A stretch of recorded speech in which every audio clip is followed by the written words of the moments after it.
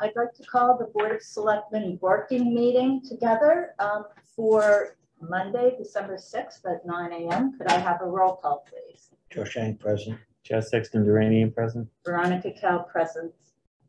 I'd like to announce that the meeting is being recorded, so it will be available after the fact on the town's YouTube channel, and it is also live on Channel 9. Are there any additions or deletions? I have none. I would like to, if we can, the job posting and the job description needs to be, our timeline said that we were going to do it by the end of November. Oh, okay. So we just need to vote to post it. Okay, so we'll do that. I'll add that as 5.1.1. Anything else?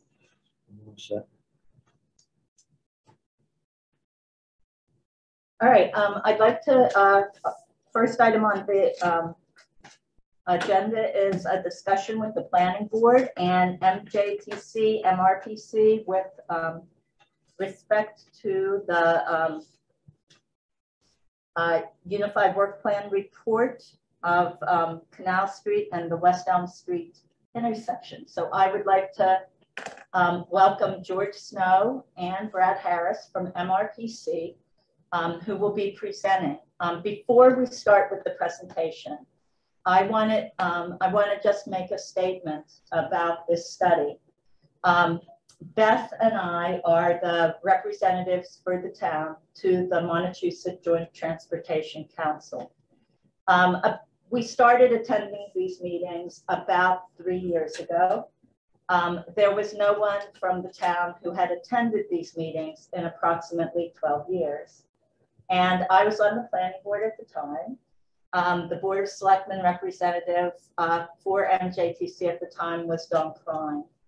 When I attended the first meeting, I was told that if your town wants anything done along a state route, whether it's to put in a traffic light, pave the crosswalk, put up signage, there was a process that had to be followed. So Beth and I watched that process of what was going on in other towns.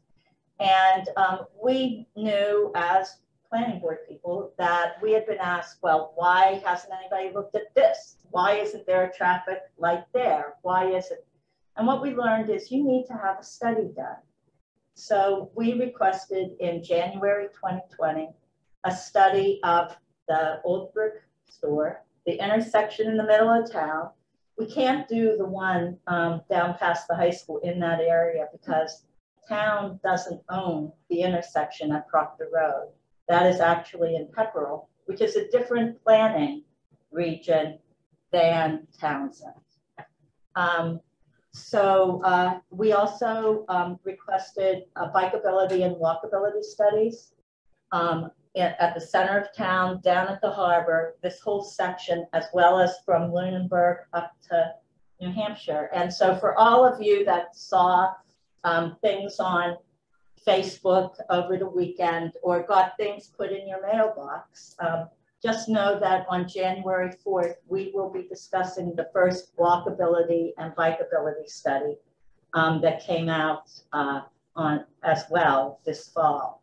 And that's for the area from the center of town all the way down 119. These studies are required. It's part of the process to have anything done. You can't just send Jim Smith out with the digger or the traffic light and say, go put it in when it's along 119. That doesn't happen. So anyway, that's the process. I'm encouraged to see everybody here. I would like to take a moment to put in a plug for we really need people on the Commission for Disabilities and the Open Space and Recreation Plan Committee. So it's really encouraging to see so many town residents here, and we would love if you would get on the website under jobs and volunteering and take a look, and please put in a volunteer response form to help out here in town, because we could sure use it. We would love to have more people involved. Yes. So that stated, this is our initial, the planning boards and the Board of Selectmen's initial view of this document. It is at our 9 a.m. working meeting, which we've been having every other Monday for about the past 2 months or so. This is the last one on the books. And we had this at 9 a.m., not to hide it from anybody, as was stated on Facebook. But we had it at this time because it fit. Our meeting tomorrow night is really crowded. And so this was the best time. It's an ARPA meeting for ARPA funding. So feel free to stay because you can see what we're planning for that. And again, nothing is cast in stone yet on that. And it also allows town employees to participate in the process during work hours. And that's why we have it now. So we have a regular meeting tomorrow night at 6. So that's all I have to say. Welcome, George and Brad. And at this point, I'd like to turn the meeting over to you. Good morning, everyone. This is George Snow from the MRPC. Hang on 1 minute, George. You're really, really quiet. And I don't know if that's me. Ask him to talk. Go ahead, George. Talk, George, please. try again. Good morning. This is George Snow. Do you hear me now? Hang on 1 second. Keep talking. Just go test, test, test, or something like that. Testing 1, 2, 3. Testing 1, 2, 3. Do I have to turn it up here anywhere? Hang on, George. I'll get Jason to see if something's going on there. Hold on. Okay. That's good, so. It's loud right there, so Yeah, that was Testing good. 1, 2, 3. That's better. that's better. Testing ahead. 1, 2, 3. Can everybody hear that? Can you guys hear? Testing 1, 2, 3. Is it on my system? Do I have to do something? I'm muted. Go ahead, Brad. Try that again, please. Testing 1, 2, 3. Okay, that's good. Because Brad's gonna come in real loud. Okay, go ahead. One more time. Testing 1, 2, 3. Is that good? Yeah. Yeah. Good. Better. That's Yeah. better. Well, good morning, Okay, everyone. thank Thanks you. for having us today for this presentation. First of all, I'd like to know how long I have to present this study. We have the next part of our meeting starts at 10 a.m. So we had planned for about an hour. It doesn't have to stop exactly at 10. We can give it a little bit leeway, but we were hoping for 10. Okay. Brad is going to be doing the slides, and I'm just wondering where he's at right now. Brad? Said he'd be right back. We're all set. I'm all set. Yeah. With something on their end. So. On their end.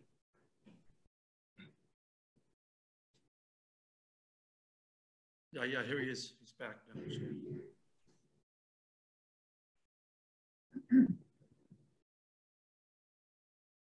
Yeah, Brad, it was something on their end. Oh, okay. As long as you're all set, you're hearing better. Yeah. We can hear you great, Brad. So I'm Brad Harris. I'm the Transportation Project Director at the MRPC. George is going to present the study that he was put together. If you can let me share screens, I will run the PowerPoint presentation, and then we can answer your questions after that.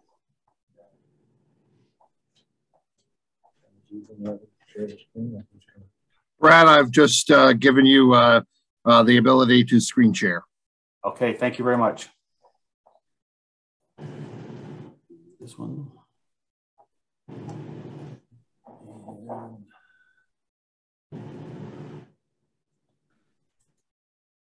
Okay, George, whenever you're ready. Thank you. Okay, so as Brad mentioned, if you have any questions, try to save them for the end, and we'll go through this. There's about 14 slides in all, but that includes 2 at the end.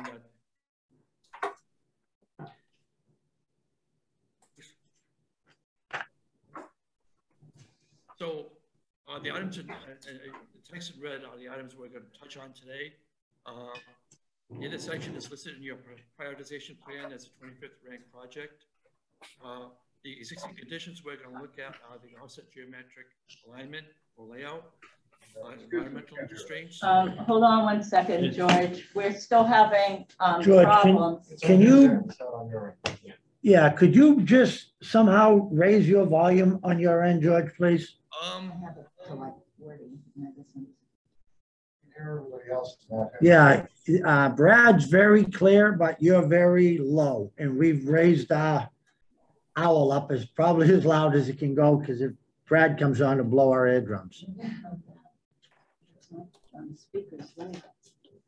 He may have to move that same setting on his microphone. I don't know how to actually do that, but. And if you can hold on one second, I'll have our tech come over and take a look. So let me just get him and I'll come back and take a look. All right, thank you.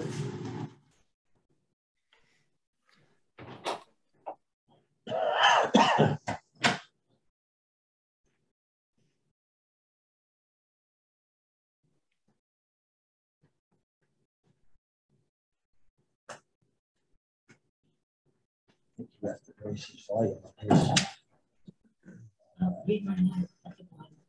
One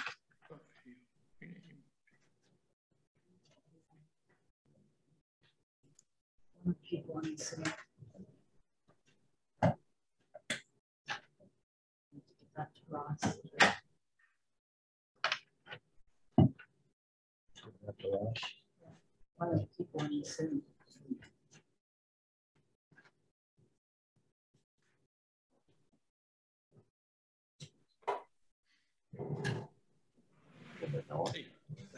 No, but someone tried to contact her and she never. That was probably 2 months ago when we were doing that. So she does work at 6.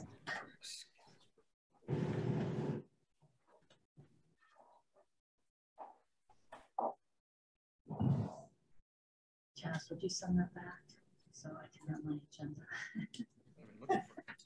Just pass it.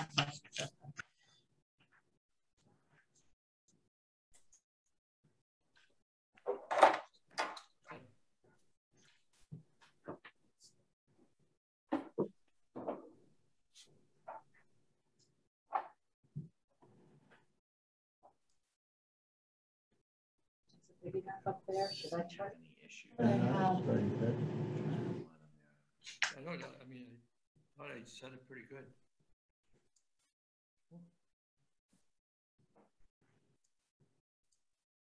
What is this, a go-to meeting? Zoom.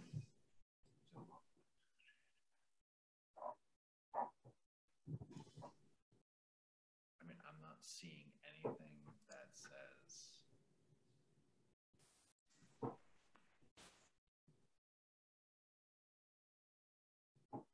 What about test speaker and microphone? Doesn't it? I mean, Can you guys hear us better now? Yeah, go ahead, turn it up a little bit more, George. There's nothing to turn up, so that's what I'm trying to figure out if you can hear better now or it's the same. Well, we can hear you. Hear you, but let George speak for a minute. Okay, I'm back. How's this? Well, it's a little better, but I think you have to be a little louder in your conversation, and I think we'll be fine. Okay, I'll try screaming. Well, whatever it takes, we'll get through it. Do I need to start from the beginning? From right here is Right fine. here's good. Okay. Yeah. The topics that I'm going to be discussing are in red text here. The intersection is listed in your prioritization plan as a 25th ranked project, and that's your complete street prioritization plan. We're going to discuss the existing conditions. We're going to look at the offset geometric alignment or layout, environmental constraints, land use, and building footprints, and also, of course, the improvement alternatives. And these all are occurring within a study area that falls within a 1,250-foot radius of the intersection. Next. Offset geometric alignment. This is the key existing condition that really relates to what needs to be improved. The north and south approaches are offset approximately 65 to 70 feet. And when you get this kind of situation, as you can see on this diagram on the right, that red box, if you have a left turning vehicle going southbound, that's going to be blocking leftbound vehicles, northbound vehicles from West Elm Street, as well as if you have left turning vehicles onto Canal Street, you're going to be interfering with left turns from Canal Street. This also, this type of intersection also operates well with low volume intersections. And that's what's happening here. You don't have a high traffic volume yet. It's projected maybe 10 years from now to be more heavily congested.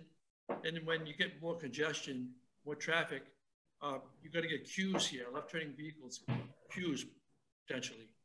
And that's going to interfere at that point with right turning vehicles more, and so on and so forth. So if you don't look at solutions now, you're going to be running into congestion problems as well as possibly safety problems. Right now, safety is not a problem there, but as traffic volume increases, you're going to run into more problems at this type of intersection.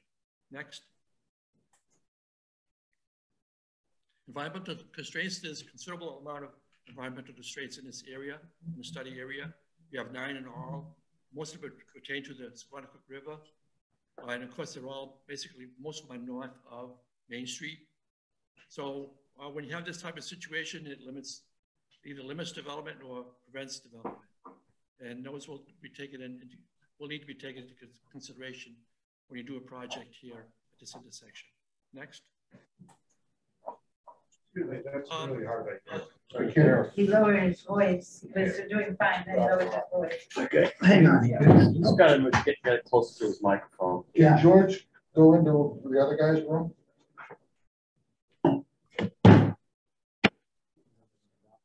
You still have volume problems? Yeah, you might need to be closer to the microphone, George. Okay, let me try this. How's this? That's better. Okay. That's better. Okay, let's give this a shot. Land use and building footprints. The key issue with land use here is the area around the intersection. Most of it is mixed use, followed by residential and commercial. So you have some, people parking. You have people parking there, temporarily parking there, and so on. Also, the key issue here is the right-of-way, the intersection right-of-way in the buildings, the proximity of the buildings. The buildings are buildings A through E are within 10 to 18 feet away from the right-of-way. Again, that's going to limit the types of improvements that can be done here, unless you do a lot of taking. So again, I just want to mention that percent of land use is 70% or 2/3 of the land use is developed, while 1/3 is natural environment land uses. Next. And now we get into the recommendations. We basically have 3 recommendations for this location. And basically, we recommend that the town build upon your complete street policy by adding other complete street concepts to the intersection.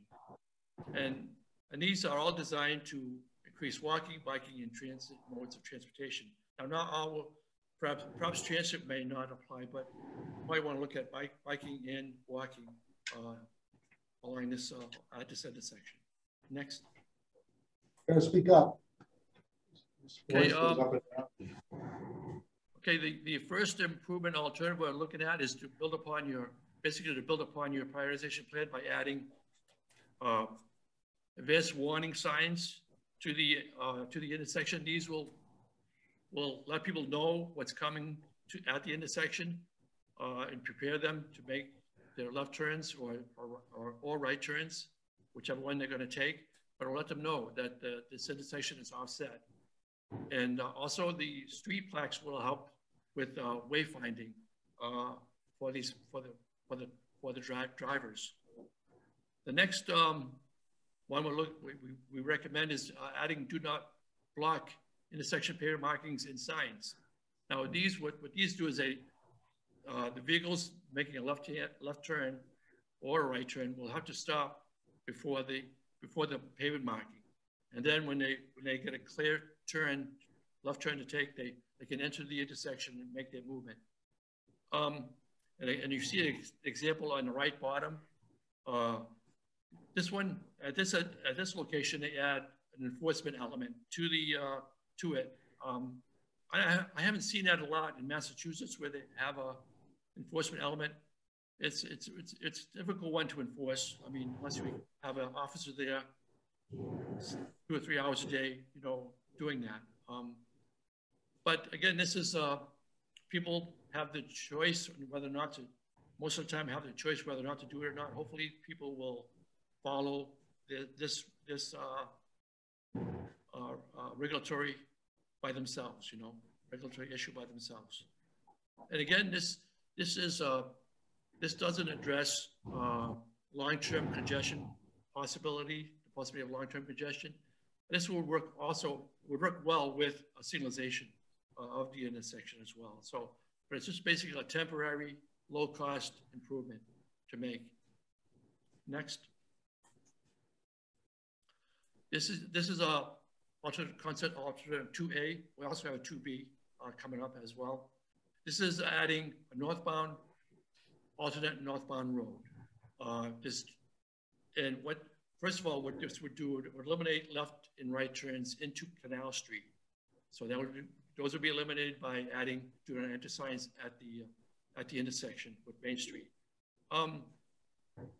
The first northbound road would intersect with Canal Street approximately 200 feet north of Main Street. The second would intersect approximately 400 feet north of Main Street. And on Main Street, it would be approximately 350 feet to the east of Canal Street, where the entrance would be, and doing this, having these northbound roads would add approximately 500 feet to each one of their travel distance to get to the exact point where they intersect with Canal Street. So it's a little bit more of an inconvenience, but again, you're eliminating delay at the intersection itself. So, but also what you see here is the do not enter signs at West Elm Street as well, and those really pertain to the 2B. Next, please. And this is basically showing the impacts of those northbound roads would have on the environmental constraints.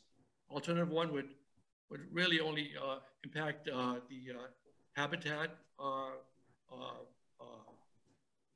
constraints.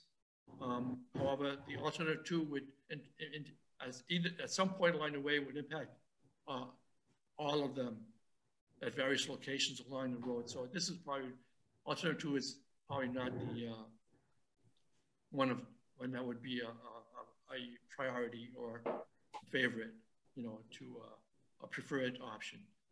Preferred option would probably be number one. Your preferred option should probably be number one. And that would place it around 30 feet north of buildings F, G, and H. So there would be quite a bit of some buffer there as well. Also, I want to mention that these roads would be one-way roads. I want to emphasize that so that, vehicles would still be able to take a left turn or right turn at the Main Street intersection. Next. Now we look at 2B, alternate southbound road. This is really the only alternative there is, unless you want to travel further east or further west to make a left turn down West Elm Street. Vehicles would have to travel 920 feet to the intersection of New Fitchburg Road, take a left turn, and then take a left turn at Linden Street and to the intersection of South Main Street. Of Main Street. And this is this intersection is approximately 760 feet south of Main Street. So What you're doing is you're adding approximately 1,490 feet for the vehicle traveling southbound. You're adding that much distance to their trip. Plus you're adding 2 stops that they have to make on their southbound trip. So it's not a great alternative. It's adding quite a bit of distance. And again, vehicles traveling northbound on West Elm Street will be able to take left turns and right turns at the intersection. But southbound, right turns and left turns from Main Street would be eliminated. Next. Now we get to the roundabout alternative. This is a 90-foot roundabout. This is the smallest size of roundabout, a single lane roundabout can be before it drops down into a mini roundabout situation. And I centered this roundabout to be 15 feet away from building A, 15 feet away from building D, and 15 feet away from building E. And that gives you room to add sidewalks and so on, and possibly some other elements. Also, the distance between building B and the roundabout is 77 feet. There you possibly could add a slip turn right lane, slip lane there for the northbound traffic to allow traffic to go northbound on Canal Street. And that would increase the volume at the roundabout for the Main Street approach and the Elm Street approach to the roundabout. That would help to increase that. That would eliminate that volume out of the roundabout, and you would have been able to add volume to those. Now a roundabout is really built for, you're talking about 10 years from now when your congestion might be higher. Well, a roundabout, single lane roundabout such as this has 25,000 vehicle traffic volume per day. And I believe in the report, I wish I had the number off the top of my head, but that volume is not expected to meet that. This intersection is not expected to meet that volume for at least 15 years, I think it is, or something like that. So there's a lot of room here for increase in volume at this roundabout. Again, this would consist of a 16-foot circulatory roadway and 11-foot truck apron, along with a landscaped center island. And when I was developing this, I looked into, is there a roundabout that's being developed or has been constructed or is in the process of being developed at a similar location in Massachusetts? And I did find one, and that will be on the next slide. Next, Brad. This roundabout this is a rendering, a concept rendering of a roundabout that's going to be constructed on Nantucket at the Four Corners intersection. This roundabout is actually in a tighter location than what you have in Townsend. This roundabout is only going to be 70 feet in diameter, and therefore it's going to be what they call a mini roundabout. And again, you see the buildings no buildings are going to be eliminated out of this proposed roundabout.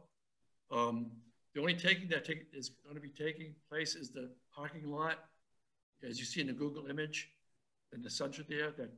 That parking lot is going to be taken to allow that lane on the roundabout on the right side there at the bottom.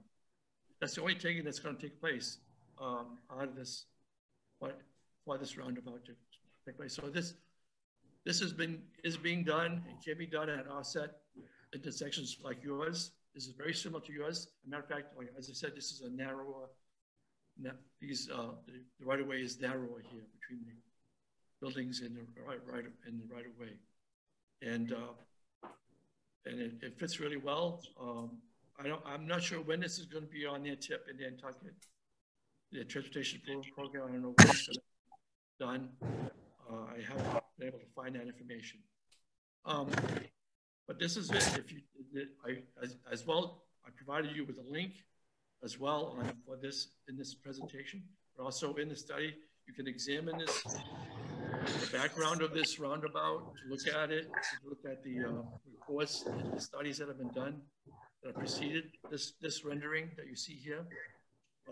It's been quite a planning process to gone through to come up with this roundabout.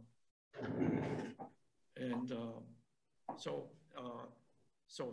next, please. And now we get into the next steps.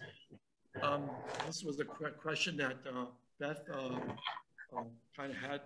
I want us to focus on a little bit, and that's why I developed this slide.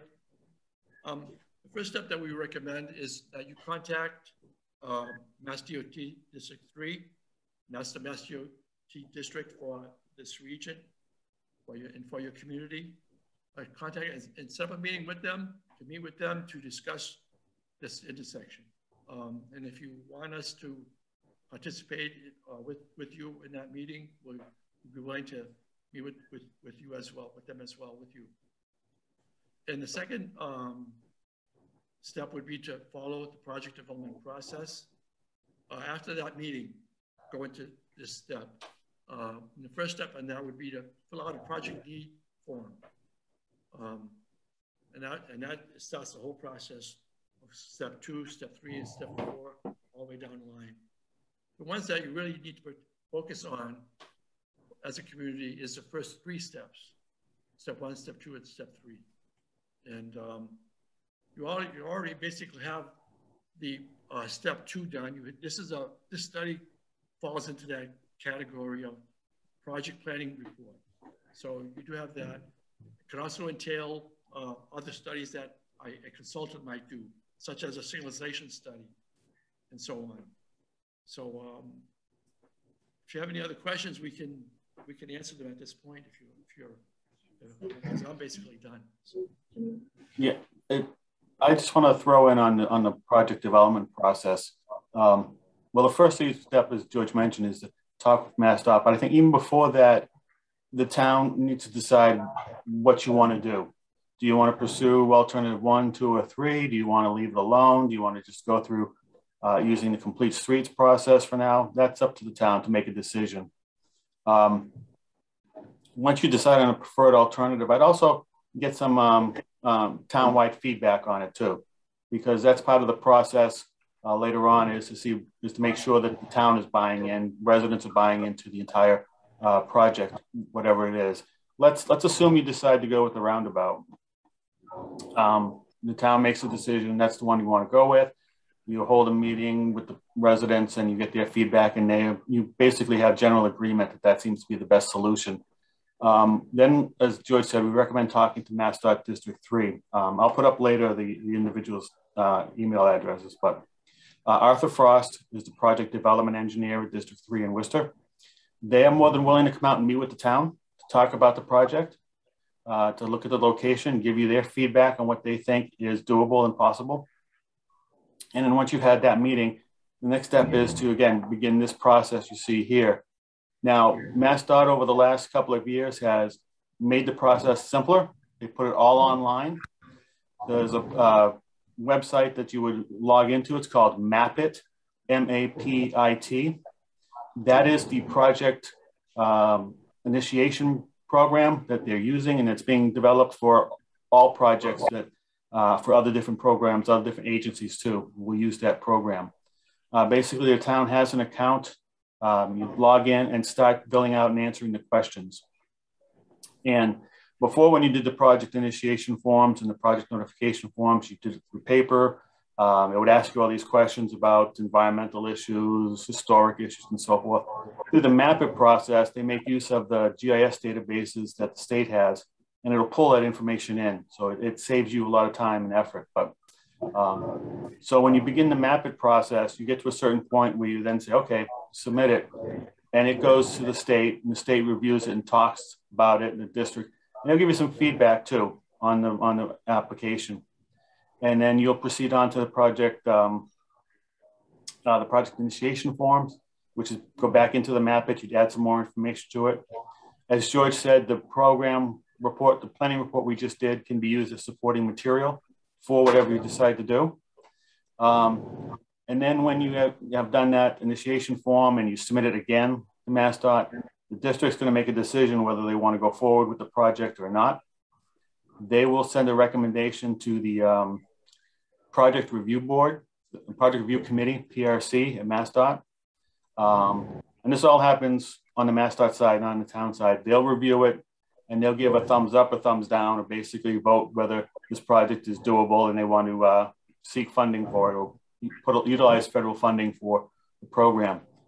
If they decide that to go forward with the project, you'll get a notification telling you the project's been approved by the MassDOT PRC, Project Review Committee.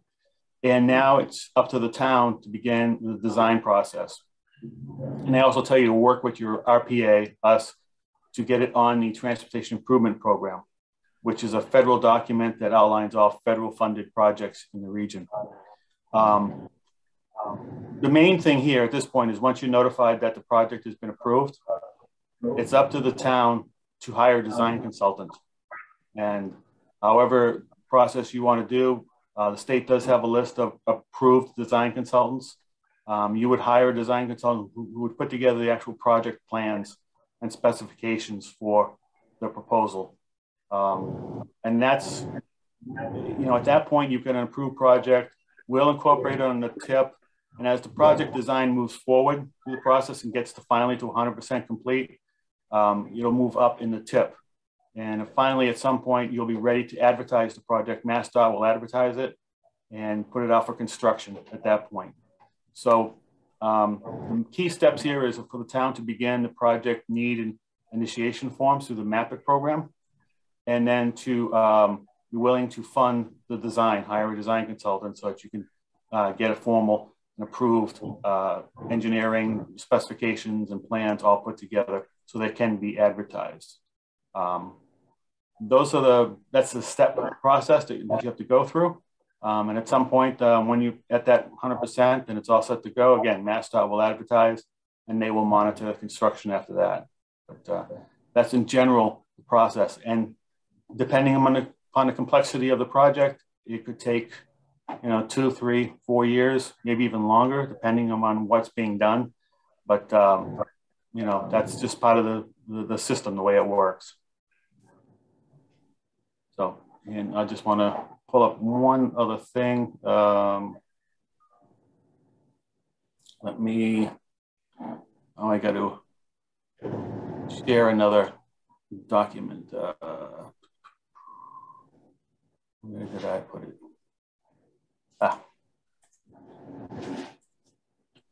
This is the Arthur Frost, project development engineer at MassDOT.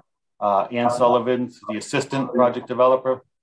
And then Sarah Bradbury is our liaison at MassDOT. And she works for both of those individuals, and she can meet with you also and talk about the entire process.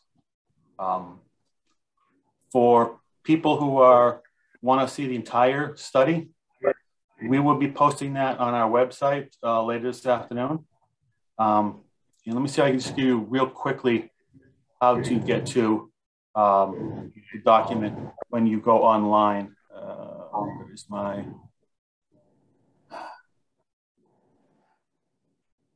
I gotta find, okay. So if you want to find the full study, you would come to the mrpc.org, come down to public records resources. You want to go to reports and documents. This page will come up and you can scroll down to transportation, and we'll post the document right here. It'll end up being first in line, and it'll say Townsend intersection analysis. And that's when you click on it, you can download it. It'll either load here or you can end up downloading it, whichever you prefer. But that'll be posted a little bit later this afternoon. So if anyone wants to see the entire study and read up on what was put, it'll be there. Other than that, that's what we have for you. So again, if there are any questions with George or myself, please feel free. So I guess I would start with Chaz and Joe. Any questions? Ross, any questions? And then I'll go ahead, Chaz. Yeah, I do.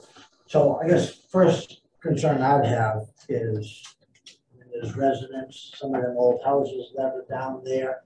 I did hear one proposal, stop taking a piece of the property. I don't know if that's the right way to go on anything like that. I see that the Delaney's property directly would be impacted if they go down that one-way street behind. Have we heard or anything from anybody yet on this? I know this is just new to us all now. This is the initial discussion of this document, so there has been no talk. So for today, I'm not going to be looking for community input. If you want to send a letter, feel free. But should we decide to go forward at all with this, which no decision has been made, this is the initial meeting to view this document. Then we would have public meetings about that. But I mean, of course, all of our meetings are public meetings, so you're welcome to attend. But as far as gathering input and thinking about it, I'm not ready to do that. I don't know if you are, Joe. No, I just, just hearing the three haven't options. even discussed. Yeah, we haven't. Like I said, first I just got this out of my mailbox the other day, and so if we're going to do anything like that, I mean, my honest opinion, we do have some intersections in town that are a real hazard. I don't know if that particular one would be high on my priority list of fixing, but there are other ones that have been a lot more accidents involved.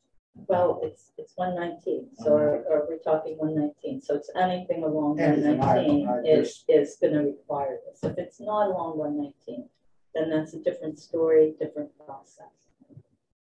So MassDOT isn't as involved. Chaz.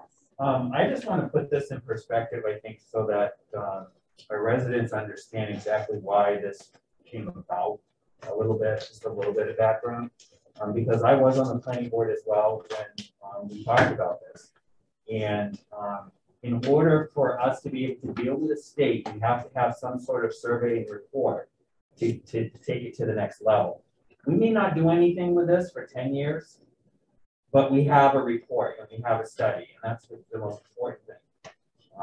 I know that there are other areas in town that we talked about, and I think the impetus to this was that Lunenburg had changed some of their trucking patterns, and they were directing traffic down West Elm Street, which if most people that are here are on West Elm Street, can see the increase in truck traffic. So we are looking at options, several options, and the planning board had discussed the center of town here. There's still issues in regards to trucks making turns on 119, and that particular area, and also in front of the high school.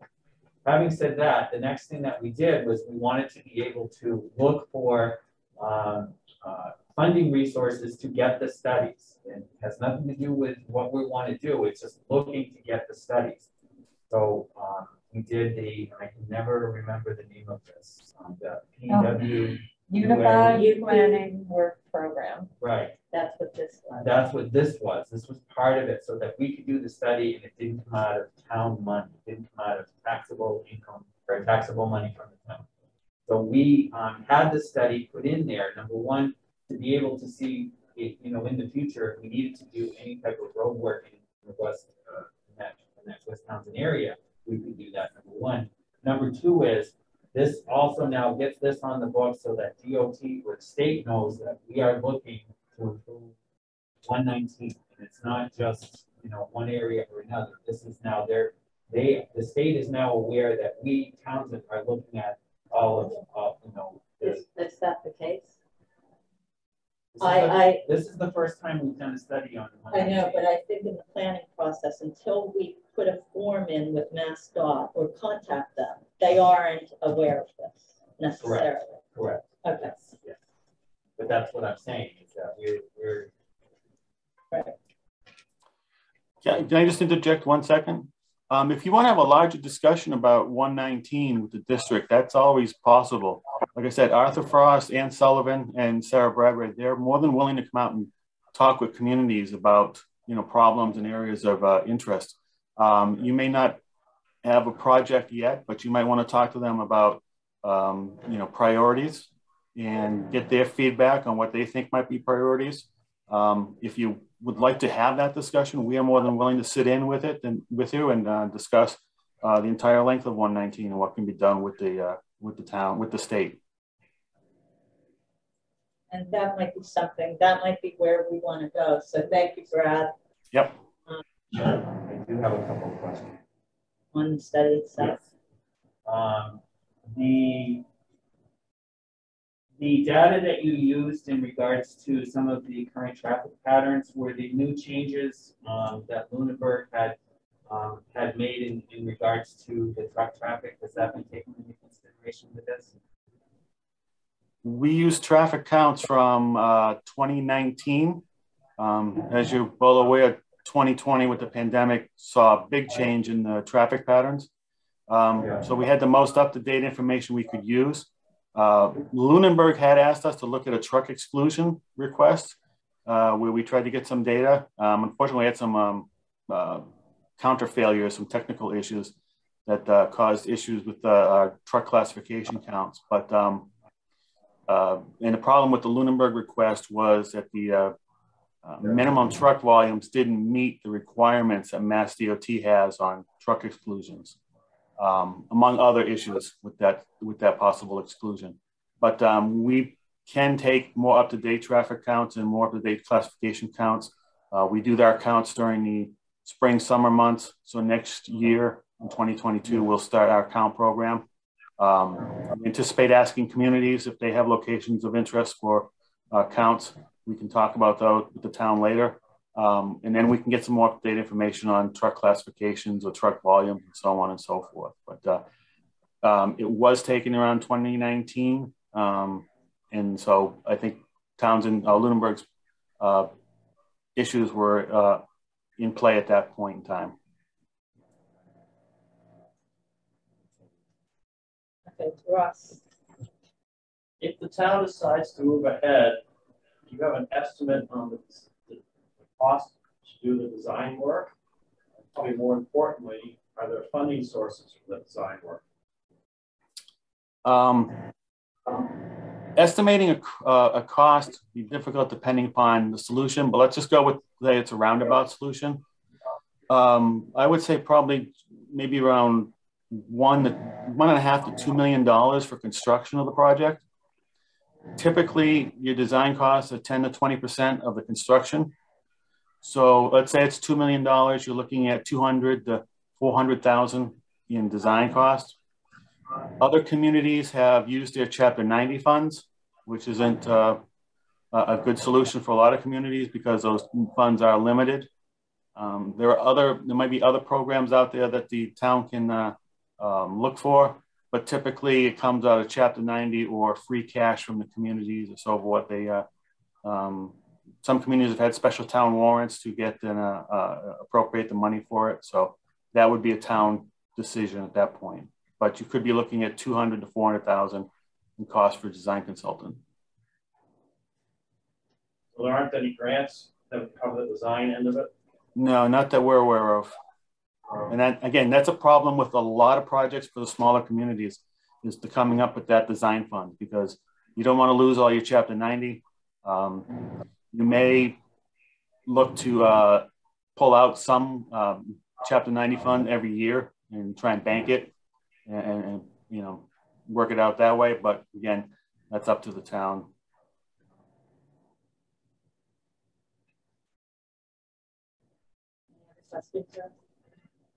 Brad, I had a couple questions. One, I know that George sent the presentation over to us, so we'll get that. But were your three names, Sarah White and the other two, I got the third one, but not the first two. Is that part of the presentation, or could you send those over to us? There were three names. Yeah, Arthur Frost. Let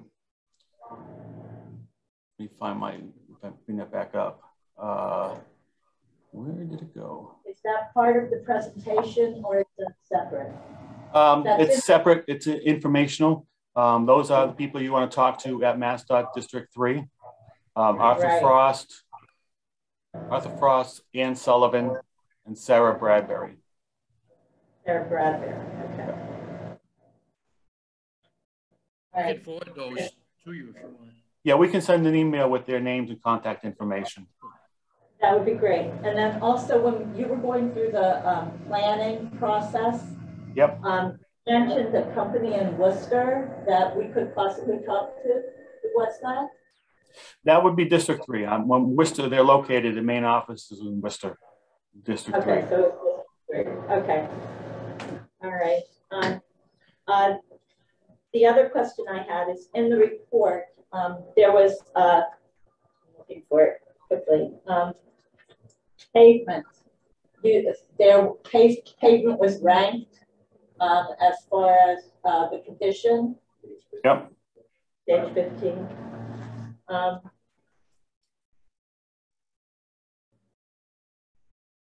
I guess I looked at that and thought, okay, so we have some roads that are in poor condition, some in fair. Maybe that's us to look at that. Where does that fit? Is that something that we want to wait until we make a decision on this to address, or is that something that we should look at sooner rather than later? Realistically, you know, if you've got a project that you want to have done there, you'd want to incorporate that with the with any repaving that's being done. 119 is a federal aid eligible road. So if 119 needs repaving on the entire stretch or in just sections, you know, Mass DOT could be the sponsors of that repaving project. So I think that would be part of the discussion with the district is, you know, talk about projects and how they're planning on doing. I'm not sure if they have any ideas right now when they want to do some repaving out there. Typically, that would also appear in our tip. We don't have a 119 repaving project on our improvement program at this point, but you know, that would want to be something to coordinate with the districts too, because you know, they'd be responsible for doing the repaving out there. It's the two approach roads, the West Elm and Canal, that were listed as poor condition in this report. Yeah. If you were looking at a project, say again, this is a roundabout.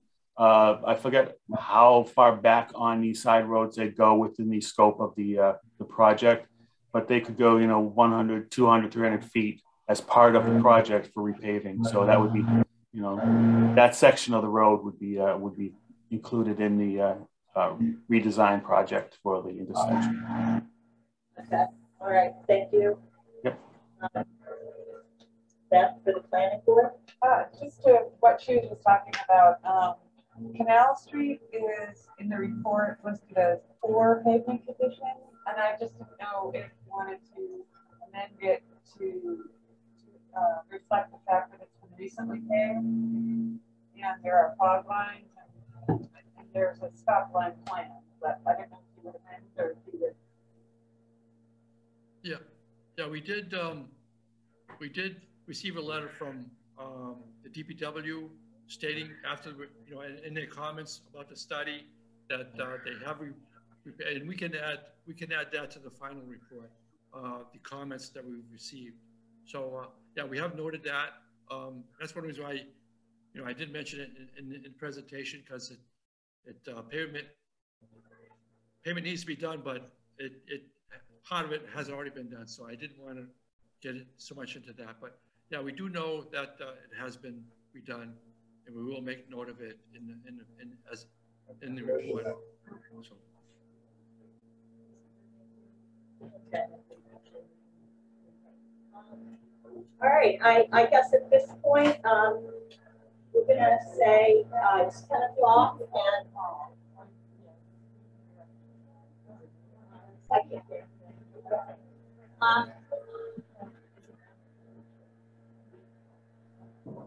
At this point, I think what we're going to do is thank you very much. We have a 10 o'clock meeting starting. And so I guess for everybody that's in attendance, if you have questions, if you could submit those in writing to us. And just watch our agendas for where we go with this. And certainly if we have a community meeting, we will be letting everybody know that. So thank you very much. Thank you. I have a question really quick. Sorry, I raised my hand a long time ago. Yeah, I see the hands that are up. Can you hear me? Yes, we can hear you. Sorry, because the volume and everything is so bad, I couldn't hear what place will be the next meeting about this, or where can we drop what decision we want to pick. Well, you're certainly welcome to send email to the selectmen at 272 Main Street at any time. And we will let people know when we have no next meeting scheduled yet. This was the initial look at the report by the town. So there's nothing scheduled at this point. Feel free to send us a letter with your thoughts and we'll consider them. And that's pretty much it. Does the letter has to be directed to somebody specific or just City Hall? The town hall. You can send it to me, Veronica Kell, Chairman, Board of Selectmen. You could send it to Ross Perry, our interim town administrator. Either of those is fine. Okay, and like it's so rare that the meeting is at 9 o'clock in the morning where everybody's working and nobody can really give an opinion on this. We addressed that early on. If you could include your contact information as well, that would be wonderful. I will do that.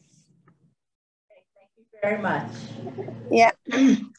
Veronica, it's Kim Craven. Would the board be able to post this study on our town website rather than having folks go to MRPC? And also, could they include the past 10 years of traffic counts related to 119 and West Elm Lunenburg Road if they have them?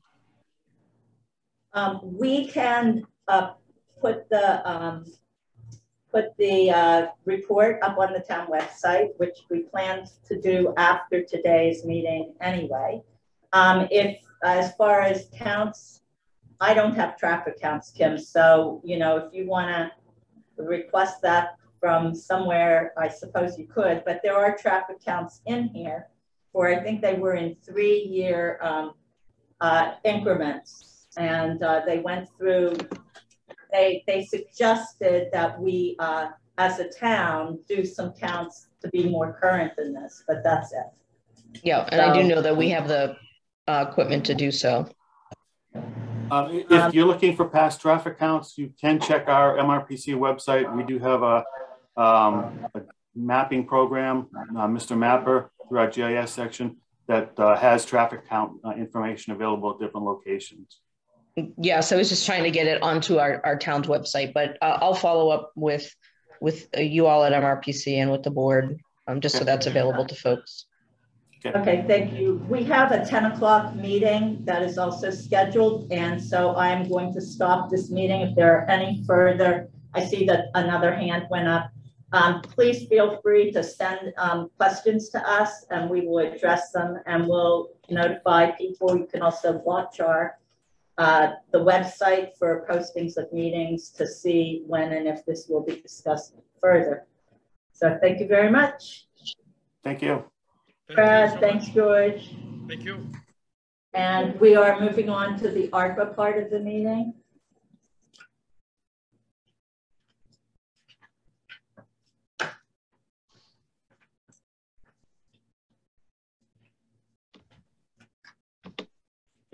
All right. So Jennifer, I see you're there. Welcome. Good morning. Welcome. Thank you. So, yeah, hang on 1 minute. So everybody, except probably not you, Beth, got the ARPA report that I put out there for the project. So this is just like a first pass looking at what we had and trying to put numbers on things. Because my goal for today would be to identify some projects and to give Jennifer some direction as far as taking a look at these and figuring out whether or not they meet the criteria and whether or not, and it's starting to define some so that we can get started. So what I'd like to do is go through the projects and cost estimates that we have here based on what we were given by all the town departments. Do we need a few minutes, Beth? Do you want me to copy for you? Okay. Could you? Okay. I can get it to you after, I'm sorry. So I took everything that we had gathered from all the departments, and I figured we had the outline, we looked at what they've all had. So I thought it was time to put numbers on, see what we could afford. Because even though 2.8 million sounds like a whole lot of money, it isn't when you start apportioning it. And I've changed my thoughts on this several times in the past few weeks, so I don't know the best way to go. So I came up with goals. The first goal being to respond to the negative effects of COVID-19 in the community and to prepare the community for its future infrastructure needs. So those are the two overarching goals that I have. Again, just to review our funds available, we will be receiving in total $994,979 in non-entitlement unit funds, so town funds, and then another $1,846,429 of the Middlesex County allocation. Of that, 50% has already been received by the town, and the other 50% will be available next summer. So approximately that's 2.8 million total. So looking at this project cost estimates, we had 4 categories that we were looking at that ARPA pretty much defined. So in category 1, that's pretty much human resources, wellness programs, the additional cleaning, contact tracing. I put in online permitting software, at least the initial payment to get it going. After that, we should be able to fund it with, fees, I hope. And then the ARPA reporting support. And when I added all that up, and you can see it here in the report, what I did, that came to $1,360,000, which was way more than I ever thought that category would handle. Then I went to category 2, and in there it's the affordable housing, the additional meals through the Council on Aging, mortgage, rental, eviction support, which I see handled through one of the positions that I defined in category 1. Transferring funds to Squanicook Greenways for the harbor sidewalks to support the rail trail around the lights there at the harbor. And then the field behind Town Hall for outdoor recreation and a community outdoor event space. And I put in SharePoint just last night. I found the old Shared Streets and Spaces grant, the very first one that we put in that was rejected. I put that in there because I wanted to look at that. The other thing to say about that is the ARPA funding through the state was approved, I believe, at the end of last week. And I don't know what all is in that bill, but it looks like they're funding Shared Streets and Spaces again. So we might be able to look at what's there and write another Shared Streets and Spaces grant to get funding from there instead of using ARPA, or use ARPA for some of it and then the rest of it through that program. If we're, so fortunate to get that granted. And then the other thing that state bill is funding is the MVP grants. And so for water, so now I'm moving on to infrastructure. Water put in a lot. Infrastructure is where I didn't define a lot. Because there's also the federal infrastructure bill that we don't know yet what we're going to see from that. And then there's also MVP, where I think we can look at that and apply for funds to do some of the things that the water department requested. So all in all, 1.3 million for the first category, 405,000 for the second category. Decreased revenue was the only thing I put in there was the broadband cable build out bill that we have, if we even have enough money for that in that category. And then everything else in infrastructure, which is about 995,000 left in infrastructure, and 352,000 that I defined here. The broadband extension to get town hall wired, in particular the Great Hall. And then this is my pet project, Wi-Fi on the common, so that you can sit at a public space in the middle of town and have Wi-Fi access. I think that would be really nice, but that's a, and then water treatment plan, put aside 200,000 for any pre-planning, engineering, et cetera. I don't even know if that's enough. So that we're set up to apply for grants for that, because what we just saw is it's the engineering costs that aren't covered by things like by grants typically. The town has to, good faith effort, put in some money. So, and then Greenville Road Bridge. I wanted, and Jennifer, you could, I wanted to kind of put it on the books so it's there somewhere so that we've committed to it, but it needs to have a water piece to it in order to do a bridge project with this funding. So that I have in there, but I don't have a dollar amount next to it. And then stormwater management. We have an MS4 permit with the state, which has been, which we need to comply with. And so we need funds to do that.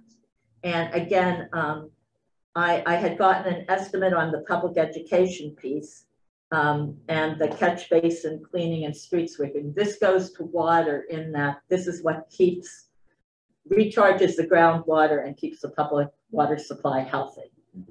Seeing that things aren't being discharged into the ground that shouldn't be, because all our water right now comes from the ground. So anyway, that's it.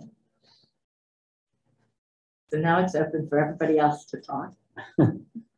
Well, I would like to be able to start to prioritize, and with Jennifer's help, to see what we can start now and what we can plan for going forward. Okay, before that, is there anything that I shouldn't have put in that I put in? Anything that I should have put in and I missed? Anything that, I mean, I did leave out some stuff that was in the requests. I know I didn't put in the building for the kayaks, although I would love to have the building for the kayaks. I didn't put in a swimming pool. Anyway, there are things that aren't, I'm kidding. You know, there are, is there, first of all, is this where we're going? Knowing that we just have to have everything, we don't have to define everything today, because we can, over time, add things, as long as everything is defined by December of 2024 and expended by December of 2026. Right. My priority is that they're sustainable as well. Well, we can talk about outside of like the cleaning and that kind of stuff, but I'm saying that some of these, I would like to have the only thing that I marked as sustainable was the human resources administrator. The other position I see falling off at some point, not being funded by the town. I understand not funded by the town, but I'm saying that it would be great if we can get for a lot of these. I see the food programs as starting, for me, if you want to talk about priority, that's one that we can start as soon as the Council on Aging can get it up and running. Yep, I agree. And you know, so there are some things that I think we can do right away. Prioritize, who's going to manage these, Chas? We need to talk about that. So for me, the priority is getting the personnel hired that we need to have hired.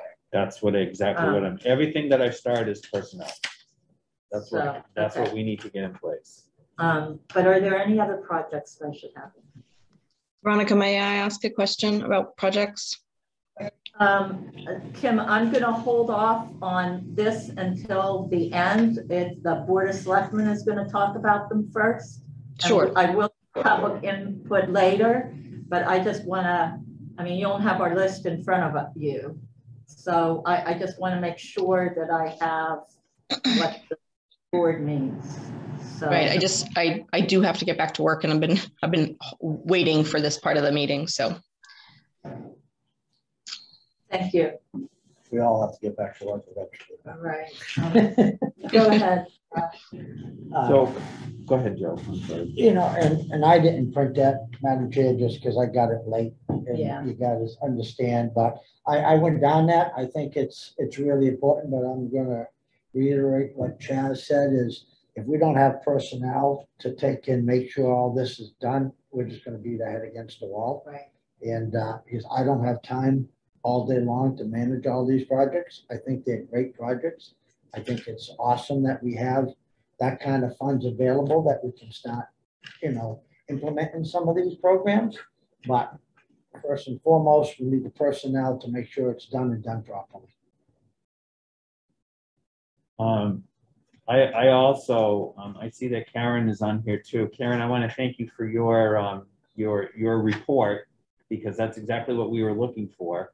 And if that's something that we could jump on as well for the meals, I would like to get that going as soon as possible. I agree with you on that, because I think that's the one thing that we can get going, and the education piece, if Karen has the staff to get that going, to get those two pieces started ASAP, because they're pretty much, I mean, they're well defined. Yes. So we do appreciate. Yes, and it's enough so that we can start moving forward and know that we can get additional information if we need to for Jennifer.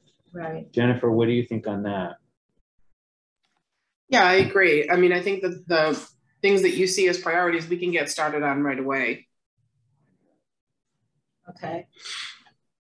I could just interject real quickly about the, I plan to be fully staffed by the end of January at the latest, so I can get the meals started immediately. And I would like to discuss more the social services positions because we are getting an outreach coordinator soon. And I think that the Council on Aging and the Board of Selectmen can figure out a way that it would work well for the town to house the person here and be able to sustain that or those positions well between us. So Karen, I have a question about that. That was one thing on the outreach coordinator, is that currently a full-time position or a part-time position? The new hire would be a 35-hour-a-week position, but I think that we could probably utilize it in a way that other departments can use that position, and maybe just with adding another 5 hours a week, we can fill the needs of the town as a whole. Is it budgeted? Is it budgeted? Right now it is budgeted as a 35-hour-a-week position, but I would, in order to attract the kind of person the town would need for the whole town, we would need to increase the hourly rate for it and the grade. Right now it's a grade C, step 3, I believe, $18.60 an hour, and we would need somebody that can probably handle a little bit more than that. So that's something that we should discuss. So we had put this in as a community wellness coordinator. And I did it, I think I put it at step E, grade E 1 through 5, which put it like 22 to 24 range, which seemed to be in line with the other communities. Yes, it is. That few dollars an hour would make a big difference, definitely. So step 1 to step 5. So 22.13 per hour to 23.95 per hour. Okay, so that's, yeah. Okay, so I don't know, would it work to combine these two?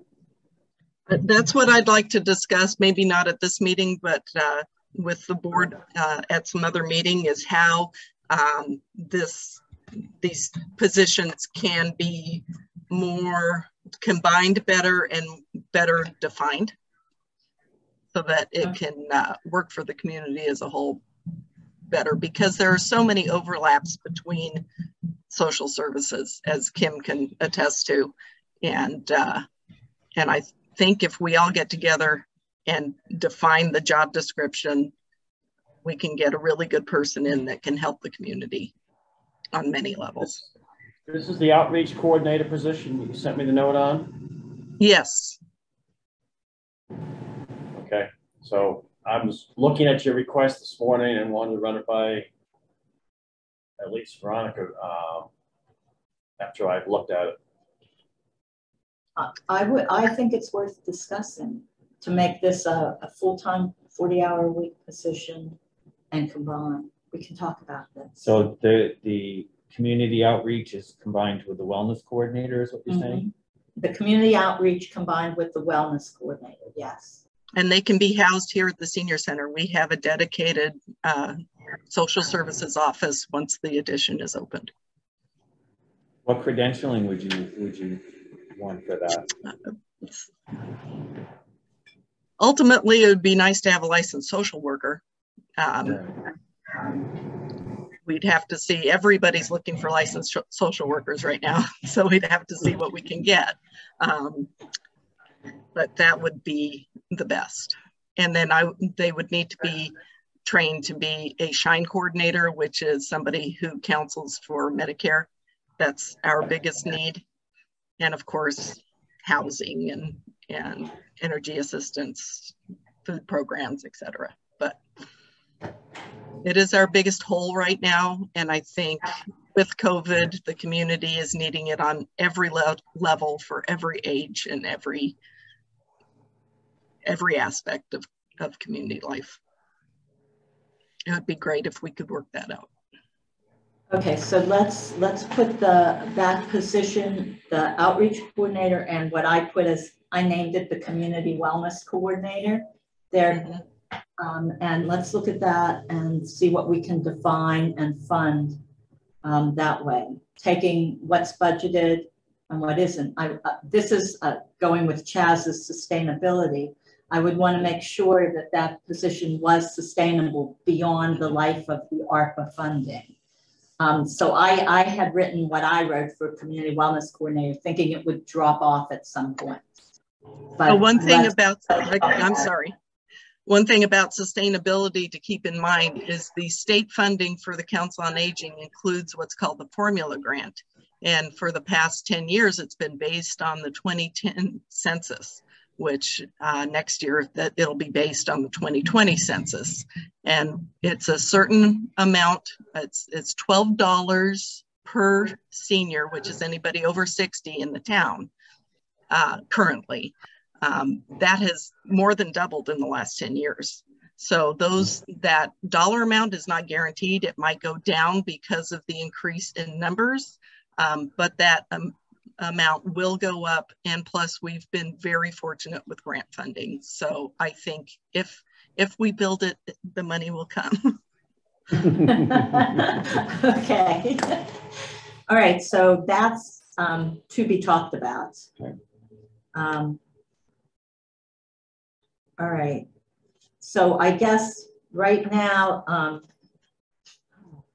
the food program, Jennifer, under category 2, I think I had it there, the additional meals. I sent you Karen's breakdown, didn't I, from the senior center? Did I send that to you? No, oh, I mean, we talked about it though. I mean, I took pretty good notes when we spoke on Friday, but I just don't have the written, even the big master list that you're going through right now. I don't think I have, but I mean, it's in line with everything. I don't think so. Okay. But it's in line, Veronica, with everything we spoke about on Friday. So. Okay, all right.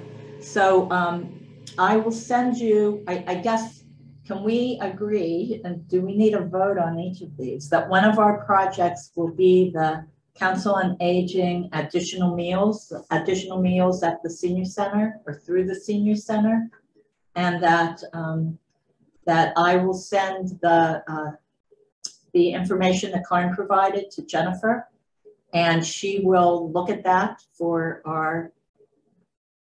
as a project to get going with, because it would be great to have that going by February. I think would be wonderful. So. Well, I move that we approve the increase in senior meals program for the ARPA funding request as submitted by the Council on Aging. Second. Any further discussion? Ross, anything to add? Okay. Further discussion from the community. Kim, this is your chance, if this is one chance. Any further discussion?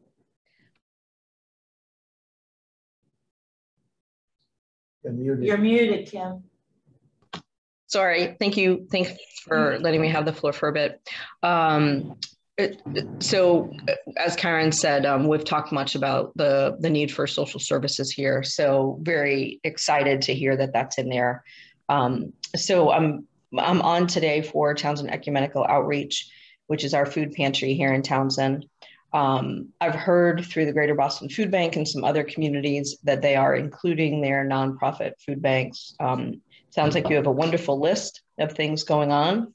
I don't know if there's any way that you can scrub your numbers a little bit and look for about $10,000 for a walk-in refrigerator for the food pantry. Right now, we are limited to distributing food just once a month because of our lack of capacity for cold storage. We've had wonderful cooperation from other nonprofits like the VFW and restaurants that have allowed us to use their refrigerator space, but it's wholly inadequate. And if we had the refrigerator capacity, we would be able to increase the number of days that people can pick up food so that it's not limited to just one morning. We would be able to have food in the evening. We try to do it right now as available with pop-up pantries, but we just don't have the refrigeration space. This was identified when we interviewed for the MVP program. In that listening session that we did. So it's definitely a need that we have. I know we're coming late to the dance, but just kind of finding out about how the nonprofits fold into this. I found out after your initial meeting. So is that, Kim, $10,000 is the full cost, you would say, for that? We would incur a little bit of cost for electrical hookup, but the unit itself is just about $10,000. Okay, so, and the other thing is, Kim, this would be a transfer to a nonprofit. So you would be required as a nonprofit to do the same sort of reporting to the federal government that, and Jennifer, correct me if I'm wrong, but you would be required to do the same sort of reporting to the federal government for this as we, the town, are required. So just know that. Yeah, so are you talking like retention of records and the estimates and the payments and all of that? Yes. And the reporting at the times that the reporting is required by the, there are reporting deadlines required. So you would need to do that as well, just so you're aware. That's not a reason not to transfer, but you need to be aware of that. So is that something that we could just take a vote on today? If we're going to work on the added meals and stuff, and it sounds like this is something that would be really helpful for the community and for the distributing of that different food. I think it's really important. If we got it, make a vote, take it, move forward. We'd be adding 10K here. I move that, you want motion? Just transfer something somewhere. I move that we allot $10,000 of ARPA funding for a walk-in cooler unit for the TEO. And make the motion to transfer ARPA funds of $10,000 to TEO, which is a nonprofit, for the purpose of a walk-in freezer. So because Refrigerator, yeah. So amended. Okay. Second. All right, we have another motion on the floor that I don't think we Thank finished. you. You're welcome. This was in discussion of the first motion that Kim came in. We had just moved the increase in the senior food program funding. So that's why you get paid the big bucks. Yeah, exactly. So let me think about this. So can we vote on the first, now that the second, I'm thinking Robert's Rules of Order. Oh, no, I know. Okay. So let's vote on the first motion, scratch the motion that you just made, bring it back after the vote. That I can do. Okay. All right, so voting on the increase of funding for meal programs at the senior center. We have a motion and a second. I assume there's no further discussion. All those in favor? Joe Shank, yes. Chad Sexton Duranian, yes. Veronica Kell, yes. All right, so now we have a motion to transfer to a nonprofit organization, and all of these are contingent on Jennifer blessing them after the fact as projects with ARPA funds. So I have to get to Jennifer for the motion we just approved, Karen's breakdown, and the paper that we're looking at. Yeah. All right. I'm sorry, Jennifer. I meant to send that to you. That's okay. I mean, it's following the same exact path as what we spoke about, so it's fine. It is. Yeah. So, okay. All right. So second motion. Chaz. I move that we approve a $10,000 for a walk-in refrigerator unit to be transferred from ARPA funding to a nonprofit, TEO. Second. All right. Any further discussion? All those in favor? Do we need any money for the electrical piece? Or Kim, were you going to do that yourself? Were you going to just pay TEO for the electrical, or do we need to put a little bit of money for the electrical? Well, certainly if there is that flexibility, we would love to do that. The only thing, Joe, is I don't have the exact quote on that.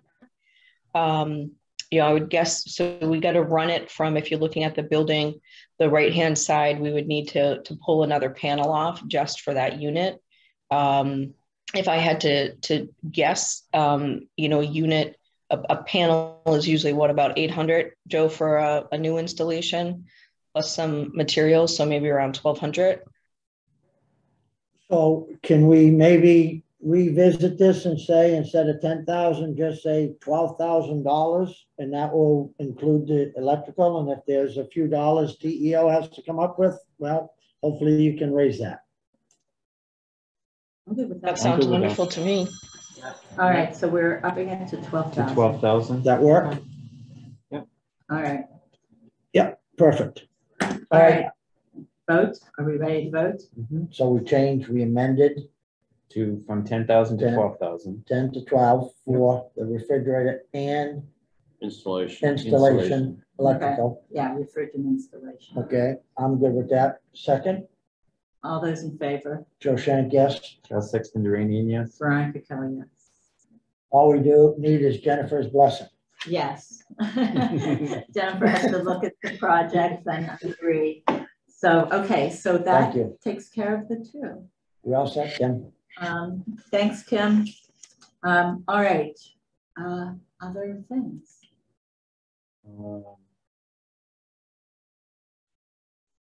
Can we talk about the human resources position? Yeah, I'd like to talk about that. That is something that I think we need sooner rather than later.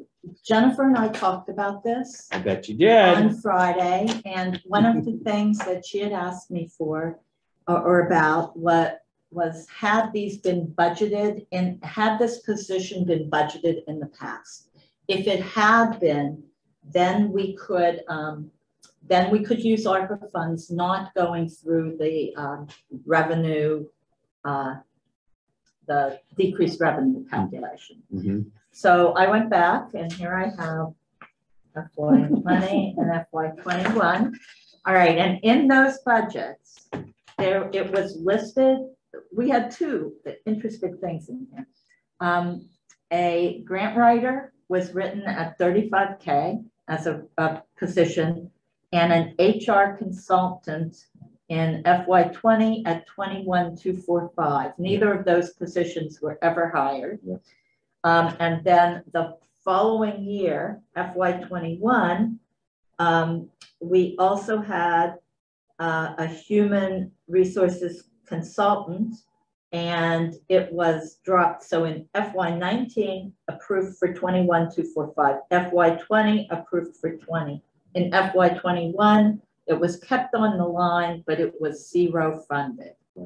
And that was our entry into COVID.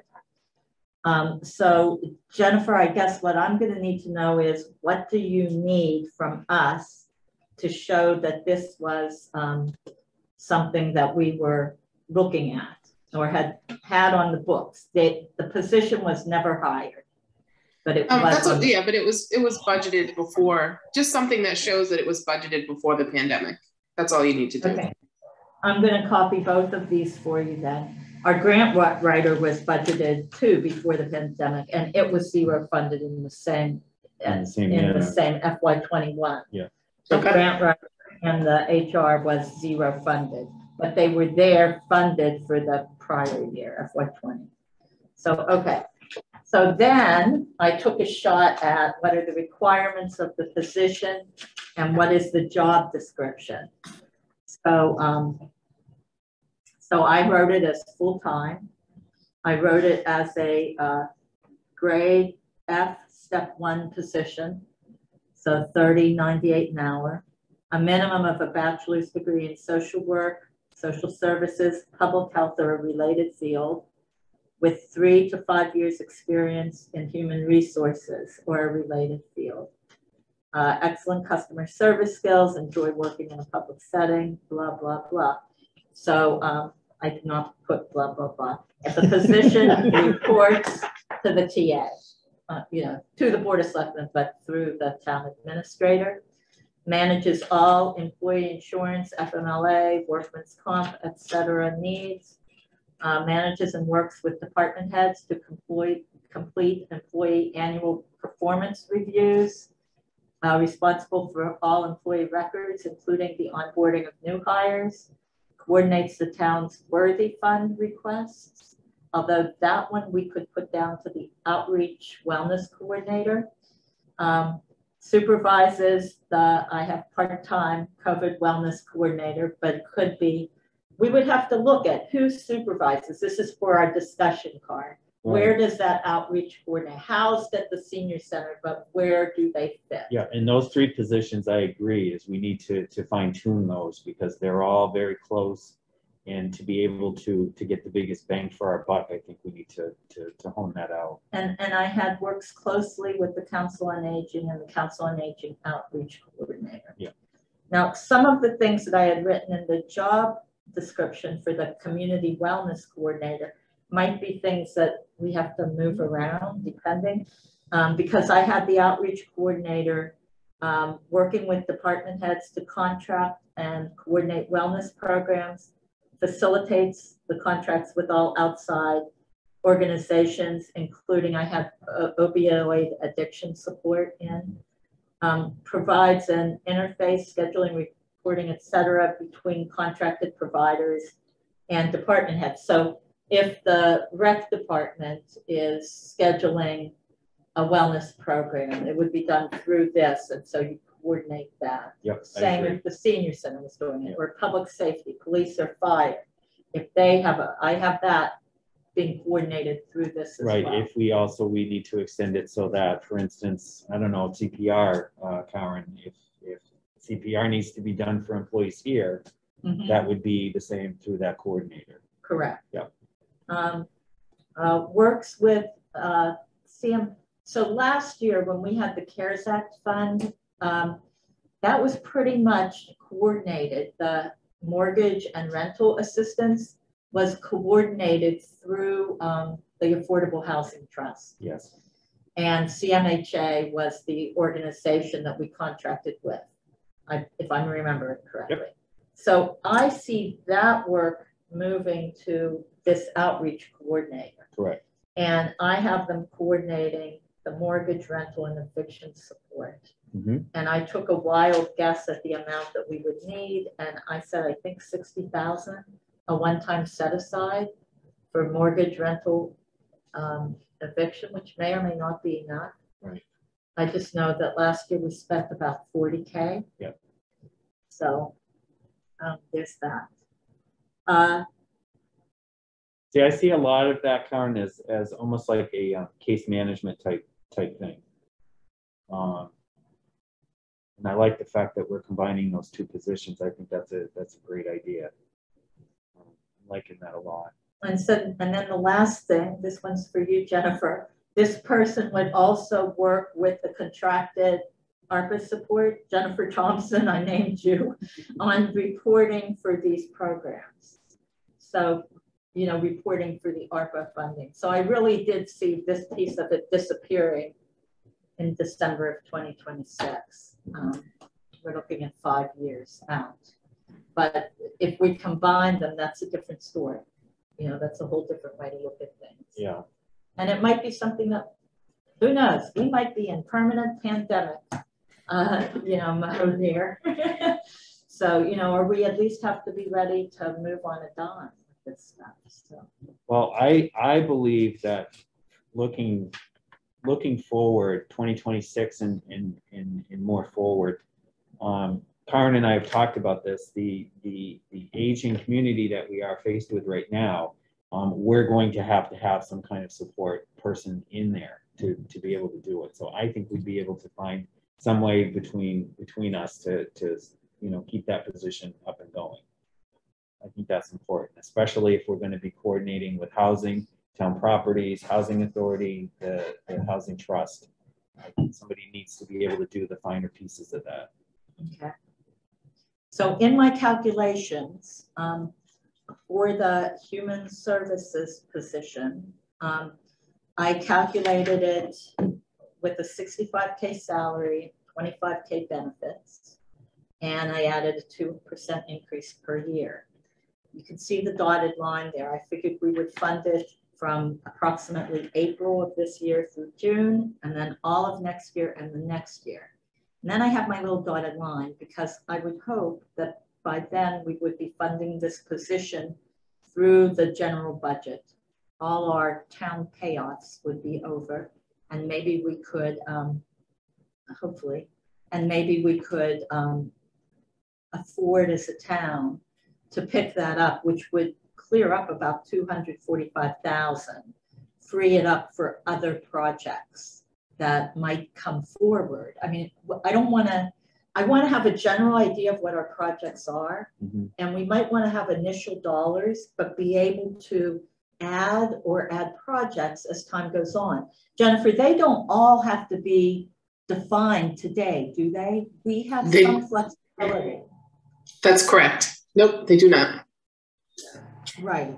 So if we see that we are funding the human resources position 100% or able to do it through budgeted funds, regular town budget, then it would free up another $250 that could be used for water infrastructure or something like that. So we can be a little fluid in what we do. We're going to be talking about ARPA funds for the next 5 years. So I was trying to say, how much does it cost altogether, but also to keep in mind. And if we're, depending on what our discussions around the outreach coordinator happens, it could be that a segment of it is paid, you know, and we roll it into our regular budget over time. Right. So, yeah. So what I would like, further discussion on human resources, I would like a motion for Jennifer to explore this as a project so we can get, if we want to do this, we can get postings up as soon as possible for the human resources, and then also a revised posting for Karen that you might already have up. I'm not sure. I think for the outreach coordinator, get those posted. The outreach coordinator takes a little bit more talking, but human resources. So we're just, to make a motion to have Jennifer explore what? The Human Resources Administrator funding? Funding. As a project under ARPA. So I move that we request Jennifer to explore funding for the Human Resources Administrator position. Through ARPA. Through ARPA funding. Second. Any further discussion? Ross, do you want to weigh in on this? Or are you good with this? I'm fine. Okay, all right. And any other discussion? All right, all those in favor? Joe Shank, yes. Chad Sexton Duranian, yes. Veronica Cal, yes. Okay, great. And are you going to have another position to combine the outreach coordinator with a wellness coordinator? Yeah, do we need a motion for that, do you think, for discussion? Let's do that. Yeah. I was thinking, we can do it. I was thinking if we set up a meeting that we can get it done. Well, let's vote to combine them, and then we can discuss what it's going to look like. Well, and Karen can come up with a job description. Yeah. And therefore, is Karen's request to increase the wages for the outreach coordinator sort of mute at this point? Mm-hmm. It is what? It's sort of mute because we're changing the description. Right. We're changing the title itself. Yes. So it would be to combine the COA outreach coordinator position with the community wellness coordinator position, increase it to a grade E, step 1 through 5. This one I mean, it would be great to have a licensed social worker, but I put again, a minimum bachelor's degree. I didn't include as much work experience. I figured if we could even get someone who had interned somewhere, graduated with a degree, interned, did whatever, that would be fine. So I move that we combine the outreach coordinator position and the community wellness coordinator position to one position, and we can work out the details later. Okay. Second. All right. All those in favor? Joe Shank, yes. Chad Sexton Duranian, yes. Veronica Cal, yes. Thank you, Karen, for all your work on this. Yes, we're not done with you yet, so don't leave. Okay, I'm not going anywhere. All right. So then for the wellness programming, that's the next thing on this list. We had a public safety request specifically from the police department. It didn't also include fire, but I threw fire in and made a public safety. We had a recreation department request. Opioid addiction, the organization that we had talked with that is doing work here to fund the transfer to a nonprofit. I had requested more details on this. I know that I will eventually get it back, but I didn't have numbers before I had to write this. So I just went with $30,000 a year for each of those programs. I don't know if that's enough or not.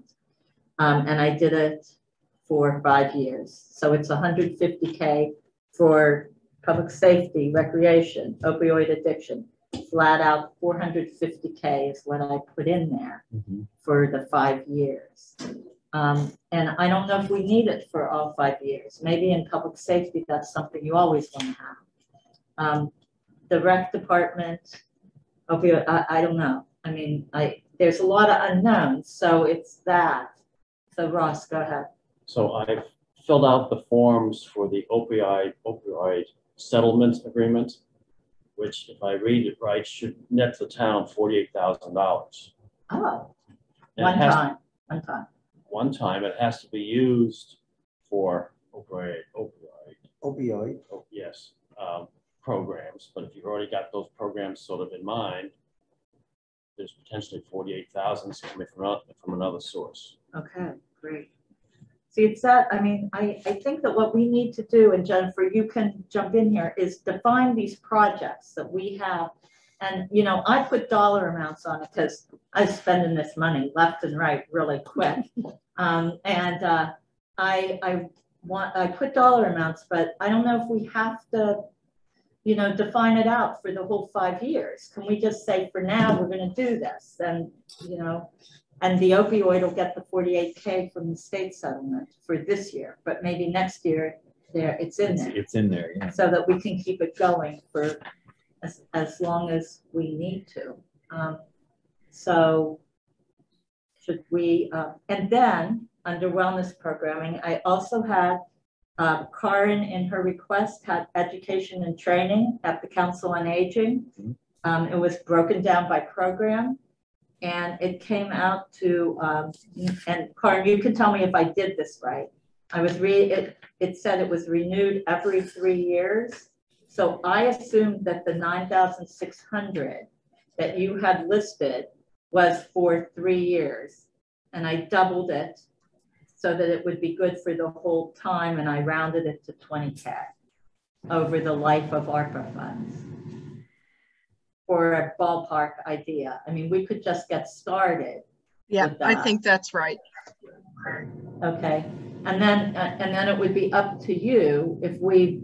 So I'm going to want to vote on wellness programming, and Karin, it would be up to you whether you started that right away or waited until the outreach coordinator position was hired.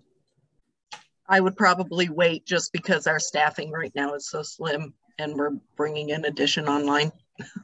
Okay. All right. So anyway, that's what I had under wellness programming. Ballpark figure was 470, but again, that will decrease because of the funds that. But these again are not in concrete. These are going to be fluid numbers anyway. Yes, that's correct. That's correct. So anyway, do we want to vote on this or do we want to hold off on this? And just vote to have Jennifer look at the project and define it as a project. Yes, well, I can move to have Jennifer look at the wellness programming as a project. Okay. There's a second. Second. All those in favor? Yes. Chad Sexton Duranian, yes. And Veronica Cal, yes. All right. The additional cleaning. Jennifer, I couldn't figure out which number on the paper that I was scribbling on when we were talking on Friday was the amount that we paid for the cleaning in town hall. So I put it at 10,000 a year. Is that correct? I had a flat number of like 60K. So let me see, 27. It looks like from your payroll, just on the CARES funding, it looks like it's about 700 to 750 every 2 weeks, right? Your payroll. Yes. So that would be more. That would be, you know, close to 20K a year, unless it's scaled back. I mean, maybe you did more in the beginning and you scaled back a little. I'm not sure. I don't think it's changed. Okay. So it's about 400 per month. Okay. So I might be low on this, but I wanted one of our projects to be that additional cleaning at whatever amount we needed. So it might be that this is more like 75 per over the 5 years. As opposed to 55. Yeah. Yeah. So I guess one of them is a vote on a project for the COVID cleaning in town hall. I move that we have Jennifer put the additional cleaning, COVID cleaning in town hall as a project for ARPA funding. Second. All right, all those in favor? Trushank, yes. Chad Sexton Duranian, yes. And Veronica Kelly, yes. All right, then I put contact tracing. This was a request of the Board of Health, but again, I read the state stuff on Friday, And if I am reading it correctly, the ARPA bill just voted by the Mass State Legislature does fund continued contract tracing by local boards of health. Mm-hmm. And if that's the case, this set aside wouldn't be needed. We had put it for CARES Act, and then we never used it because the state continued to fund it themselves. So I'm going to hold off on this one, I think, until we know better how the state is managing that, like to keep that money around, but don't, I mean, we only have 1.4 million for right now. We don't get the other 1.4 in hand until next summer. So, so that's that. I would hold off on that one. The next one is online permitting software. Jennifer, do you think that's something that we could fund? Well, you know, it's interesting. Do you remember when we tried to get that funded through CARES? And then in part of their response, I'll have to go and look, but off the top of my head, didn't they respond back to us saying, we're not going to fund it through CARES, but you should put it through ARPA? Didn't they say that to us? Yeah, I'm pretty sure. So this, I mean, I'll dig into it a little bit deeper, but I think there's probably a good chance. Although that guidance was coming from the state versus the Treasury Department. So I'll take a closer look at it, but I think there's hope for that. Okay, I don't have a total cost, Russ. Do you for that? I put 60K in because somehow I remembered a number in that range. I think that should be plenty. Okay, to get it going and started. So, all right. So do we have a motion for online permitting software? I move that we have Jennifer look into a online permitting software as a project for the ARPA funding. Second. All right. All those in favor? Yes. Chad Sexton Duranian, yes. And Veronica. And Jennifer, you can talk to the building department and get updates on their costs. Okay. But I think that it should apply as a COVID related. People can get their permits without coming to town hall. Yeah. Transactions can happen without people being here. Right. If we have to close the building, our work still gets done. Yep. So just from home. So, okay. And the last project is one that I think we've already voted on, the ARPA reporting support. Mm-hmm. This is to fund CSS over the lifetime. So I hope that, so that's that set aside. All right, moving on, the next category, affordable housing. Again, a vote on project definition for this. I put 100,000 to be used to complete the transfer of the 6 properties that have already been designated to the housing trust. And then also to plan for the use of one or more. Same thing, if you're going to get a grant to do affordable housing, the town has to put in something to get it going, the engineering or whatever. So it's to get that going. And what I don't know is, do we transfer that as a nonprofit transfer, or do we do it, is it part of the town? I'm not sure how this works. So I guess what I want is just a vote to have an affordable housing project. Well, I'll make that motion. Okay. I believe that we would have to do it as because it is set up as a trust. It's an affordable housing trust. So it would have to be set up as a nonprofit transfer. I think that's correct. Okay. So is there a motion? I move that we allow Jennifer to look into affordable housing funding for the Affordable Housing Trust as a project for ARPA funding. Second. Any further comments? All right, all those in favor? Yes. Chad Sexton Duranian, yes. Veronica Cal, yes. We've already done additional meals, mortgage, rental, eviction support. And again, I would imagine that this is something that would happen through the wellness coordinator, outreach coordinator. Mm-hmm. So we can hold that at this time. Right? Yeah, let's hold that. Harbor sidewalk, same thing. This is a transfer, a one-time transfer. I threw 50K in. just to get the sidewalks done around the Harbor Lights and up to the church. This is an outdoor kind of thing, support. So I move that we have Jennifer look into the harbor sidewalk project to assist Squanicook Greenways with ARPA funding. Second. And Jennifer, I can send you what I have on that. I'm writing a note, send Jennifer. So just look at it and see if it's an allowed use, and it would be a transfer profit. So all those in favor? Shank, yes. Chad Sexton Duranian, yes. Veronica Cal, yes.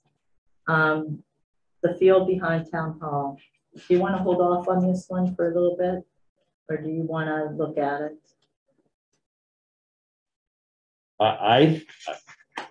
You're asking me. I mean, I'm knee deep in all of it. So I think it's appropriate. Okay. That's to do the field right back there. The portions that are not going to be doing with the fitness. I would like, I guess what I want to do is look at it. And it might be something that we want to apply to shared streets and spaces for. Rework it. Yep. Look at it, rework it. There may be some. I see this is a perfect thing for the grant administrator and the land use Me coordinator too. to look at. Me too. Because there's that could fit into the ADA situation too. Okay. Yeah. So what do we want to do with this? Can we put that on hold? Yeah, we can hold this one. Okay. Jennifer, were you able to come up with decreased revenue numbers for us? So yeah, I sent you an email, but it was right before your meeting, so you haven't seen it yet. But your hunch was correct, I think, from what I could see. You had a really healthy calendar year 20. I'd like to dig a little bit deeper to see why that is. I don't know if your collections were just much better that year compared to fiscal year 19. But you don't show a loss, so that will limit you from using that category.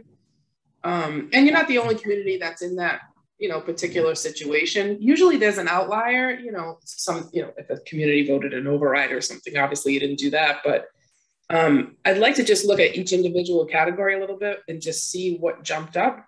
I know you mentioned excise tax, but I think maybe you just were more aggressive with your collections and you had a good year, but it doesn't show as a loss right now for you for that first calendar year. The year before that. Okay. Which is good and bad. It's good that you didn't have a big loss, but it's bad because that's a nice category to have, just because it's kind of that broader category that you can put things in. Although so far, I think everything you've mentioned is covered elsewhere. But we had debt that dropped off. That was huge for 2020. Right. That we had paid off. Right. So I didn't expect to see a huge number. So all right. Let's skip that one then. And then broadband extension, water treatment plant, Greenville Road, stormwater management. Do we want to hold off on these or do we want to include them? I'd like to get moving on the broadband. Okay, so let's have a motion then. I move that we ask Jennifer to look into the broadband extension program for the ARPA funding. And do you have more information on that you can send to her, like exactly what this is? Yep. Okay. Second. All right, all those in favor? Yes. Chad Sexton Duranian, yes. Veronica Cal, yes. Water treatment plant, one-time set aside for pre-planning for the Harbor Trace water treatment for PFAS treatment. I think there will be funds available to build it, but this is more to look into it. I thought they had all that money that they needed. I thought that was on a warrant article to start some of that plan. Right. Yeah. Now, so let's hold off on this. It could be reimbursed. It could reimburse.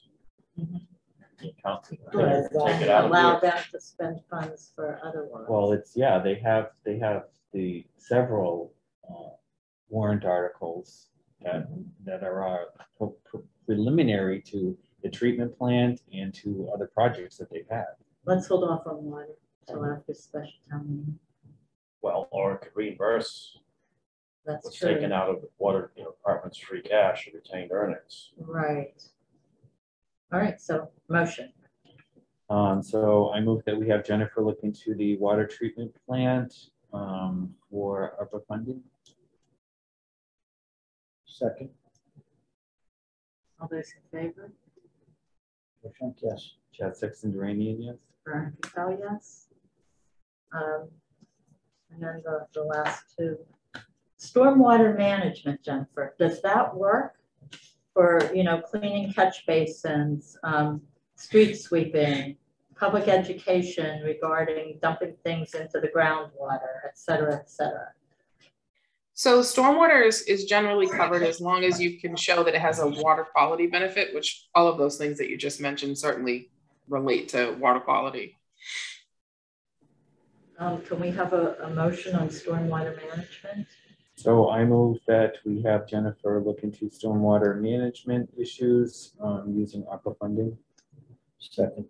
All those in favor? Yes. Chad Sexton Duranian, yes. Veronica Kell, yes. And the last one is the elephant in the room, Greenville Road Bridge. Yeah, back up to bid. I'm hoping that the infrastructure money, federal infrastructure money, will cover that. I have spent the last 3 days looking over that bill, which is a huge bill. Yes. What I see, and I'm not an expert, but I've been following this, it does look like there is going to be a lot of additional projects being able to be done. Having said that, it also depends on what the Chapter 90 stuff is going to come out, iron out after some of the legislation. So I believe that we need to hold off on that for right now. Okay, we'll hold off on that. All right. That's it. That's all I have.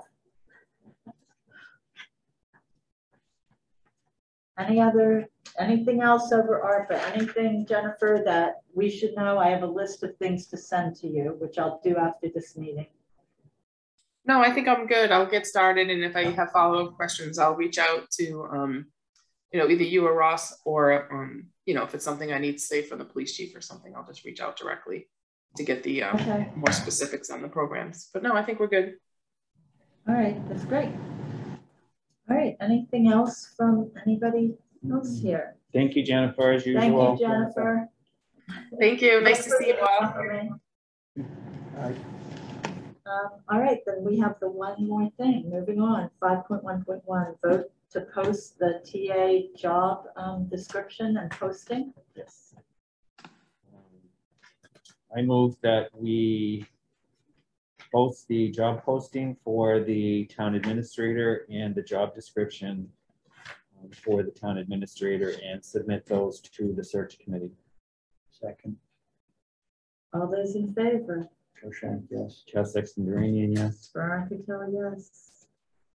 All right, that's it. Is there a motion to adjourn? I move that we adjourn at 11:10. Second. All those in favor? Yes. Chad Sexton Duranian, yes. Veronica Kell, yes. All right, thank you very much, everybody.